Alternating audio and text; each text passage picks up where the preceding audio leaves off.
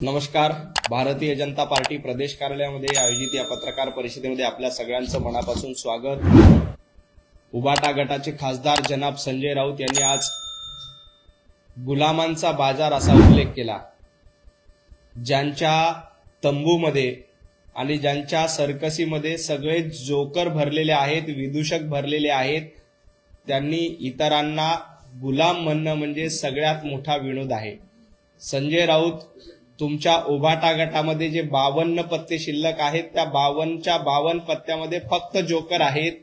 इतरांना गुलाम म्हणण्याचा तुम्हाला अधिकार नाही. तुम्ही रोज सकाळी उठून विदूषकाचं काम करता आणि महाराष्ट्राला एंटरटेनमेंट करण्याचं काम करतात.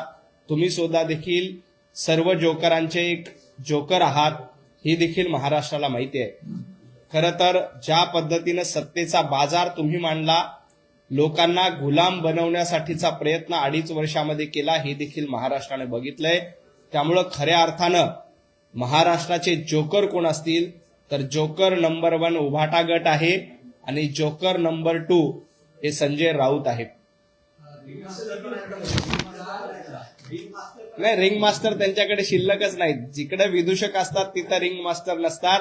त्यांचे रिंग मास्टर आणि त्यांची सर्कस ही पूर्णपणे महाराष्ट्राने आणि मुंबईने फ्लॉप केली. आपण बघा, हे सर्कसीमध्ये मैदानात उतरले होते. 29 महापालिकेपैकी जवळपास 25 महापालिकेमध्ये यांना मोठा भोपळा मिळालाय. त्यामुळे यांच्याकडे ना रिंग मास्टर आहे, ना यांच्याकडे वाघ आहे, ना यांच्याकडे सिंह आहे.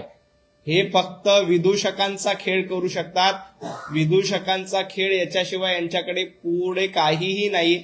याला कॉमेडी सर्कस एवढंच म्हणू शकतो.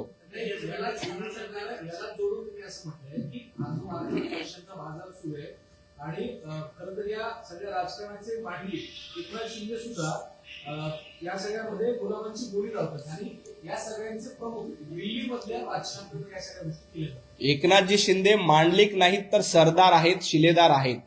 मांडलिक संजय राऊत तुम्ही आहात. तुम्ही राहुल गांधींचं मांडलिकत्व पत्कारलंय. तुम्ही राहुल गांधींची गुलामी पत्कारली.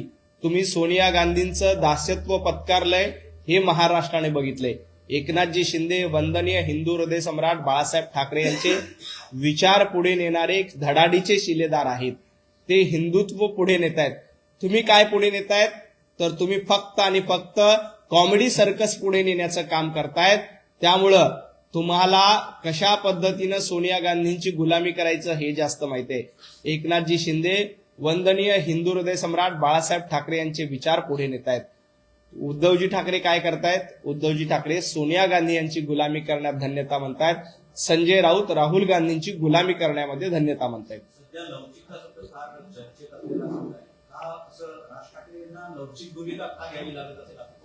नाही, राज ठाकरे सातत्यानं लवचिक भूमिका घेत आहेत आणि राज ठाकरे यांच्या लवचिक भूमिकेचं सगळेच जण स्वागत करतायत.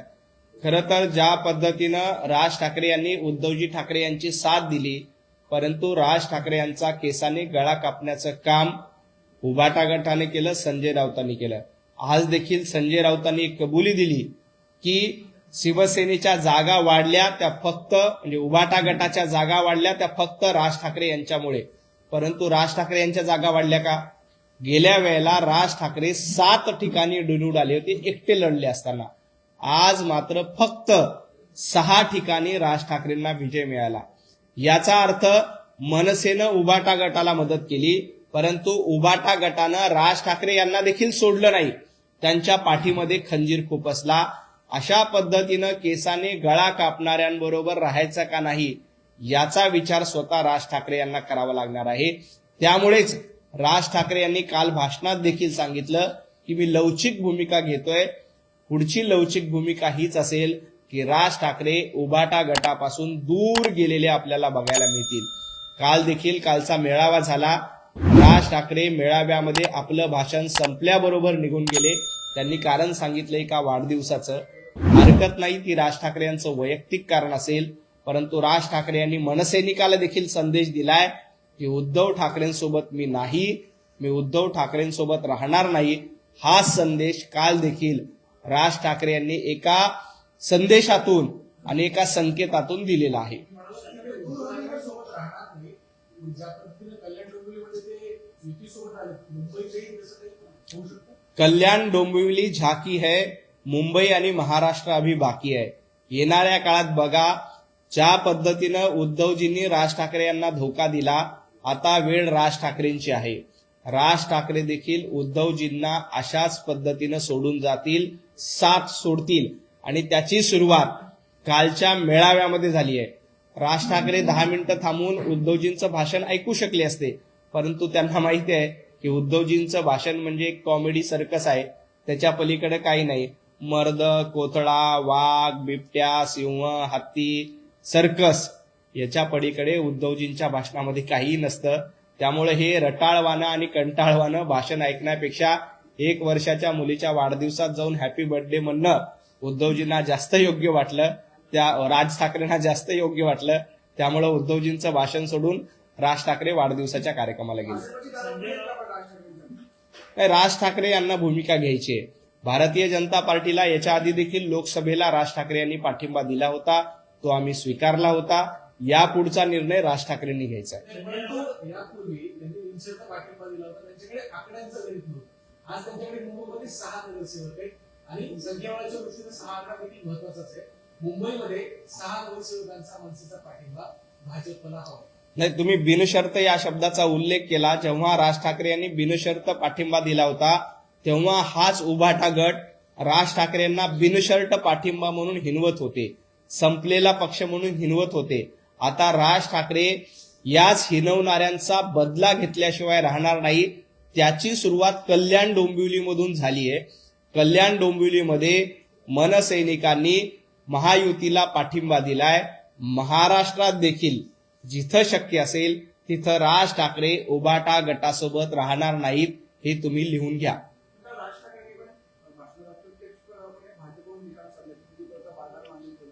नाही, हिंदुत्वाचा बाजार मांडलाय हे भारतीय जनता पार्टीला नाही, उद्धवजी ठाकरेंना सांगितलंय की तुम्ही कशा पद्धतीनं वंदनीय हिंदू हृदय सम्राट बाळासाहेब ठाकरे यांचे विचार पायदळी तुडवले, तुम्ही सत्तेसाठी कसे लाचार झालात आणि सत्तेसाठी काँग्रेसच्या वळसणीला जाऊन बसलात, याची आठवण राज ठाकरे यांनी करून दिली. तुम्ही पत्रकार म्हणून राज ठाकरे यांचं भाषण नीट ऐकलं, त्याचं विश्लेषण केलं, तर राज ठाकरेंचा इशारा स्टेजवर व्यासपीठावर बसलेल्या उद्धव ठाकरे यांच्याकडे होता की तुम्ही राजकारणाचा बाजार मांडलाय, तुम्ही हिंदुत्वाचा बाजार मांडलाय.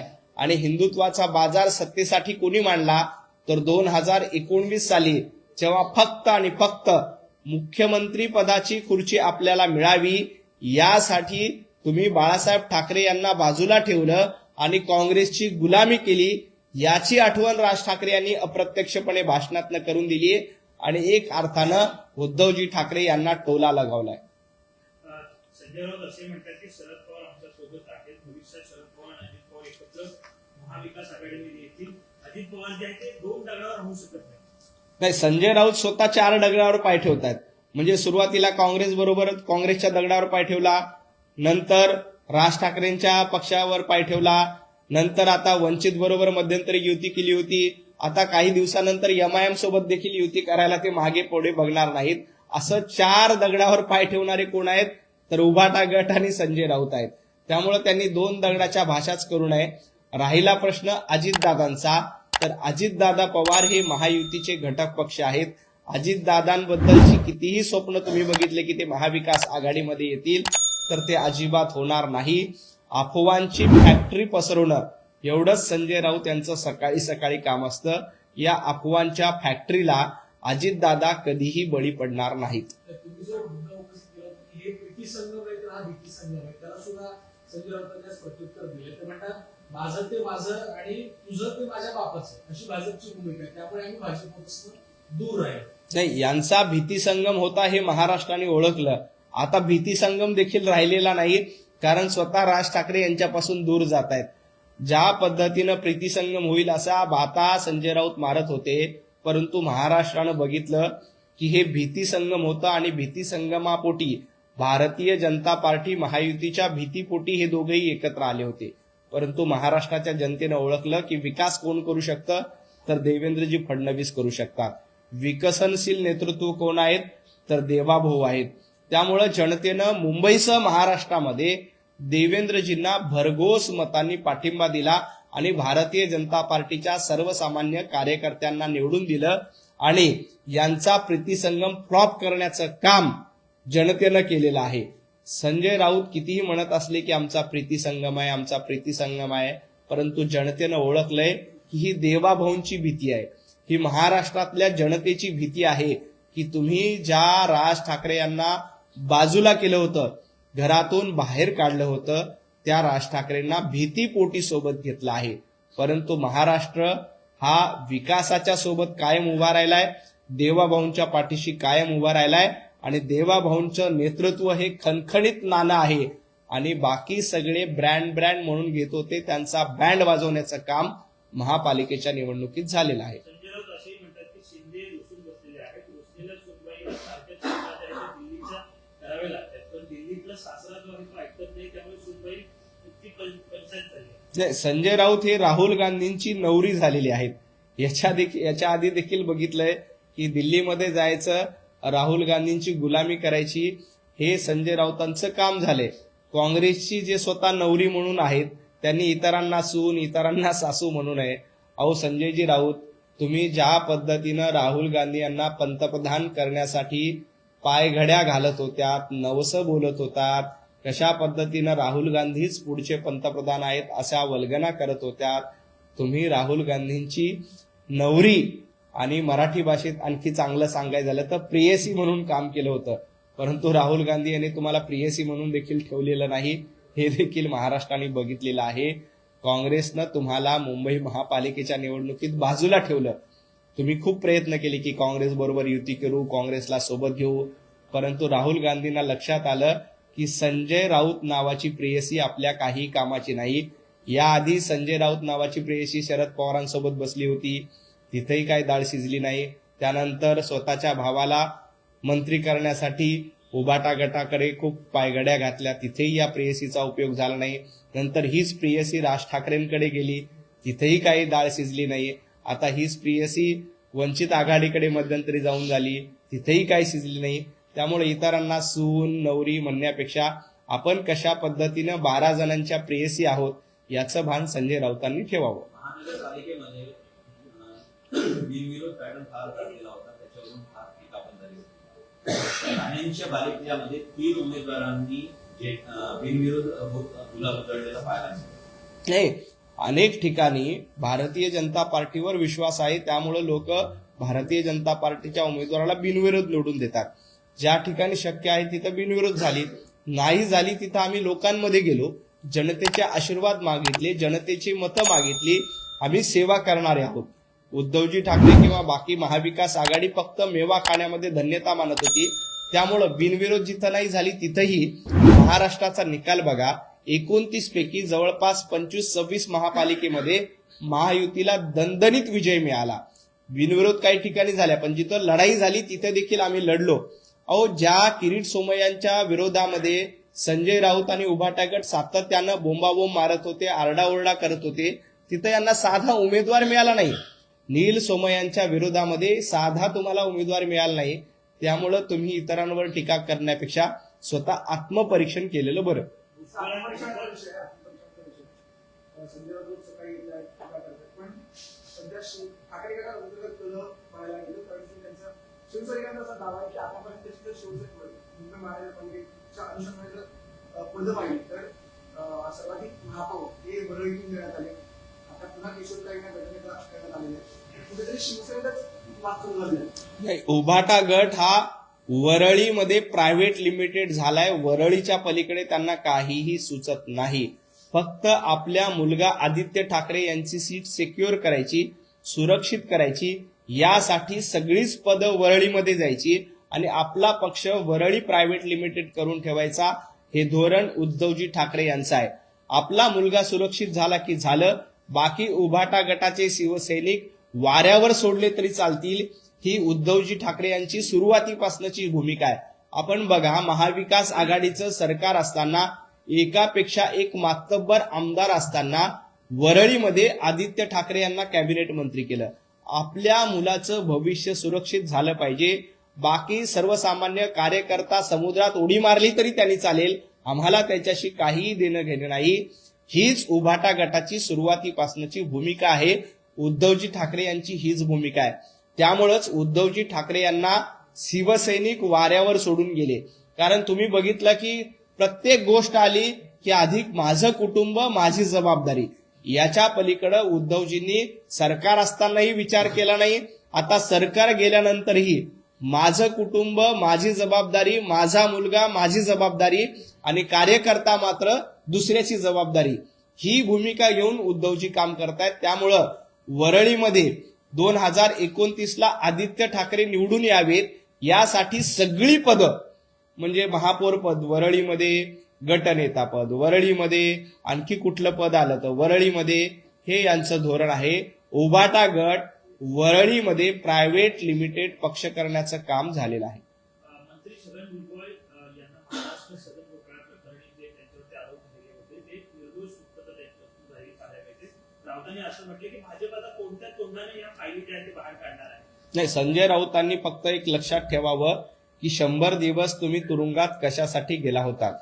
महाराष्ट्रासाठी लढलात म्हणून 100 दिवस तुम्ही तुरुंगात गेला नव्हतात, तर मराठी माणसांची घरं लुटली, मराठी माणसांच्या घरामध्ये दलाली खाल्ली म्हणून संजय राऊत 100 दिवस तुरुंगात गेले. छगन भुजबळ यांच्याबद्दलचा जो काही निर्णय घ्यायचा आहे तो तपास यंत्रणा घेईल. त्यांच्यामध्ये ते दोषी असतील तर त्यांना शिक्षा होईल, निर्दोष असेल तर त्यांना क्लीन चिट मिळेल. परंतु संजय राऊत, तुम्ही स्वतः जामिनावर बाहेर आलेला आहेत, तुम्ही अद्याप निर्दोष सुटलेला नाहीत.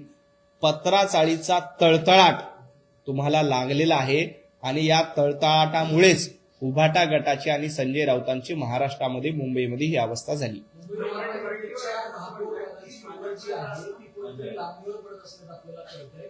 31 तारखेला खरं हा कार्यक्रम होणार होता, परंतु फेब्रुवारीच्या पहिल्या आठवड्यात आता ही निवड जाणार असल्याचं कळतंय.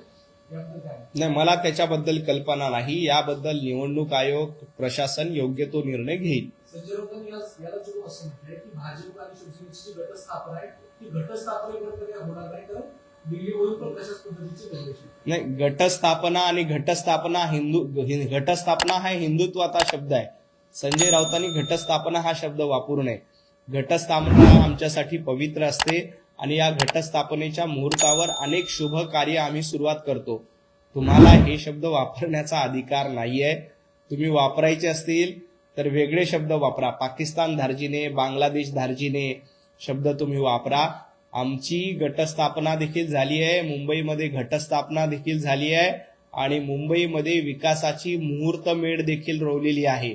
जनतेनं देवाभाऊंना भरभरून मतं दिली, देवाभाऊंच्या पक्षांना भरभरून आशीर्वाद दिले. तुमची अगरबत्ती मुंबईमध्ये लागली नाही. आम्ही धगधगता दिवा पेटवलेला आहे, विकासाचा दिवा पेटवलेला आहे आणि तुमची मशाल मात्र विझली.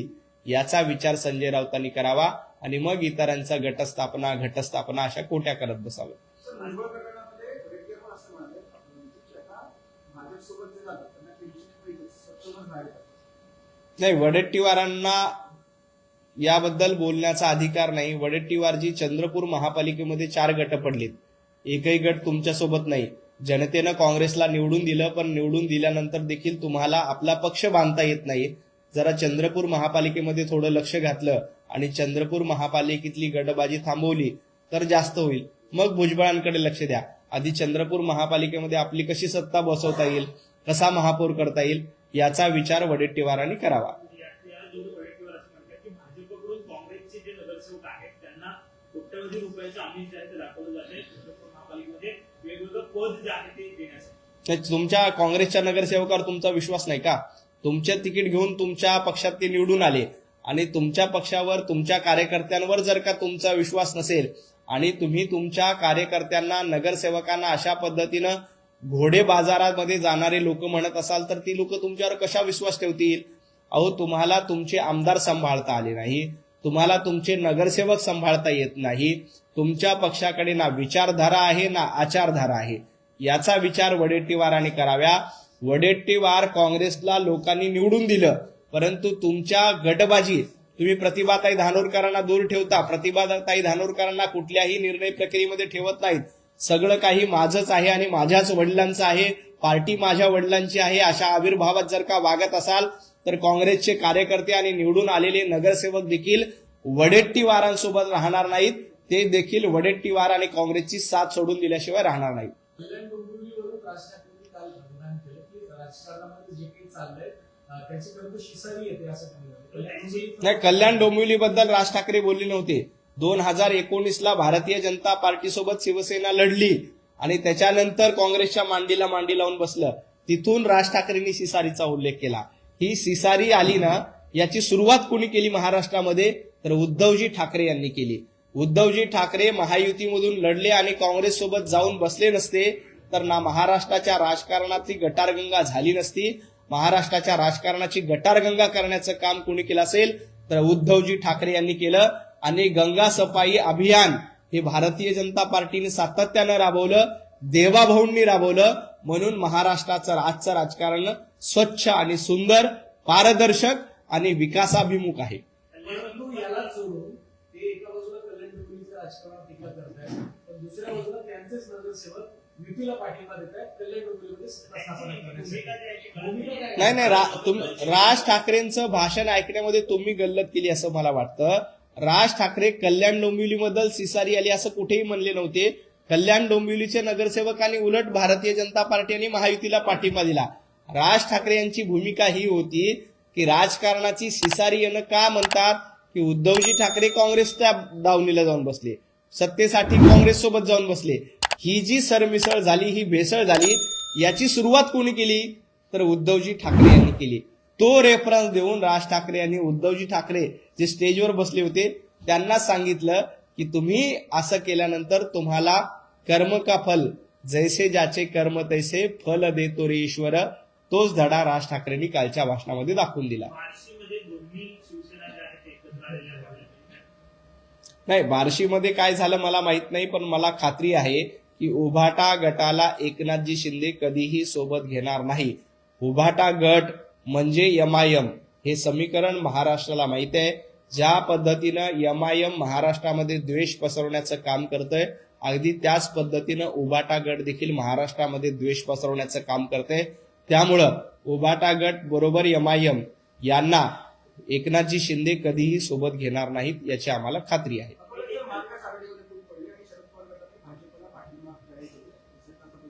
नाही, हे संजय राऊतांना जरा सांगितलं पाहिजे. संजय राऊत सकाळी टिमक्या मारत होते ना की अजितदादा आमच्याकडे येत आहेत, अजितदादा आमच्याकडे येत आहेत, महाविकास आघाडी मिळत आहेत. अहो, महाविकास आघाडीचं अस्तित्वच संपलंय. मुंबई महापालिकेसह महाराष्ट्राच्या 29 महापालिका निवडणुकीत महाविकास आघाडी नावाचं काही होतं का? संजय राऊत विनाकारण सकाळी उठवायचं, खोट्या अफवा पसरवायच्या, याच्या पलीकडे काही नाही. महाविकास आघाडीच्या ठिकऱ्या विधानसभेच्या निवडणुकीला उडाल्या, महापालिकेच्या निवडणुकीला उडाल्या, आता जिल्हा परिषदेच्या निवडणुकीत देखील महाविकास आघाडीच्या ठिकऱ्या उडल्याशिवाय राहणार नाहीत. कल्याण डोंबिवलीबाबत एक प्रश्न आहे. ज्या पद्धतीने मनसेने शिवसेनेला पाठिंबा शिंदेच्या दिलेला आहे, परंतु त्यांचे जे नेते आहेत असे वेगवेगळी भूमिका मनसेने मांडताना पाहायला मिळत आहे. पहिली वेगळी भूमिका, नंतरची वेगळी भूमिका, बाळासाहेबांची पाहायला मिळते. त्यामुळे कुठे एक वाक्यता दिसत नाहीये या सगळ्या भूमिकेबद्दल. नाही, मनसेमध्ये भूमिका एकच असते, ती म्हणजे सन्माननीय राज ठाकरे यांची. बाकी कोणीही कितीही भूमिका मांडल्या तरी त्या भूमिकेला काहीही अर्थ उरत नाही. जे राज ठाकरे सांगतील तीच मनसेची भूमिका असते आणि राज ठाकरे यांनी सांगितल्याशिवाय कल्याण डोंबिवलीमध्ये मनसेचा पदाधिकारी कुठलाही निर्णय घेऊ शकत नाही. त्यामुळे कल्याण डोंबिवलीमध्ये जो काही पाठिंबा महायुतीला मिळाला, शिवसेनेला मिळाला, तो सन्माननीय राज ठाकरे यांच्या सांगण्यावरूनच मिळाला. कारण आपल्याला माहित आहे की राज ठाकरे यांचा पक्ष शिस्तीचा पक्ष आहे. राज ठाकरेंचा पक्ष आदेशावरून चालतोय, त्यामुळे ते आदेशाची पायमल्ली करत नाहीत. हे राज ठाकरे यांना देखील माहिती आहे आणि मनसेच्या इतर नेत्यांना देखील माहिती आहे.